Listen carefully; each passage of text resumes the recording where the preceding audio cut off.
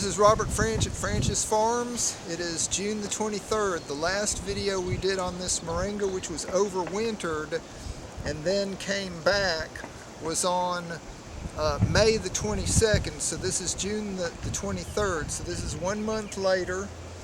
And last time we did a video, this had just emerged out of the ground. It was ankle high. And now look at it after 1 month. How high this moringa has gone.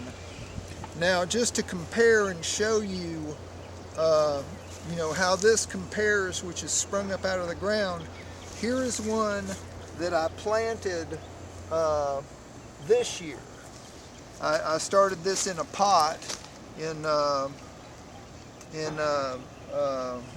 March and set it out sometime in late April, and you can see it's only this tall, so there's a big advantage in these that you overwinter.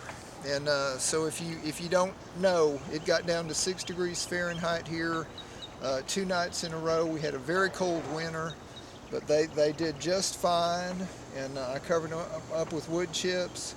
They came through, and this is a wonderful way. You can see how big these leaves are on these plants. Now normally the advantage of this is, you can see how little these are. Well, these are much more nutritious and they have much less of that nausea inducing factor in them. The big leaves do, and these, when you buy moringa commercially, what they do is they chop the tops off of the plants, and then they grind that up. They pull the leaves off and they grind that up, but it's not as dark. It tends to be light and doesn't have as much nutrition as what you could grow yourself right here in North Carolina. So that is one of the hidden benefits that you get out of having trees that die back to the ground every year, is that you get to come under here, because these leaves, they come up, and it's so bunched up in here that you just start, these don't get any sun anyway, so you just harvest these leaves and you can eat them, and the flavor on these leaves, they don't induce nausea at all. They don't have that queasy feeling to them like this part does here. So it's much better to grow your own moringa here. And I just wanted to show y'all, how phenomenally, the mind-blowing thing is how tall this has gotten in 1 month. I'm going to see, we'll check it again in another month. I may top it. I may have to top it. It's going to get too tall. But you can see it's going to be very high by the end of the summer.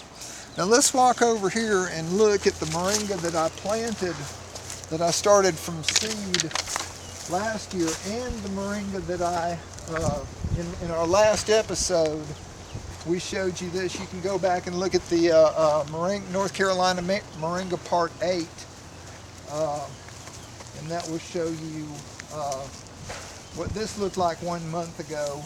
This is one that I dug it up and overwintered it in the house. And last video, I think it was, just a little bitty thing. You can compare it. This is after 1 month. This was just had an imperceptible little bud on it last month. This, we didn't even know whether this was going to live or not. This had nothing on it last month. And then this one had a couple of little buds on it. Now over here, you can see the ones that I planted. I started in early April or late March, and then planted them out in late April, early May.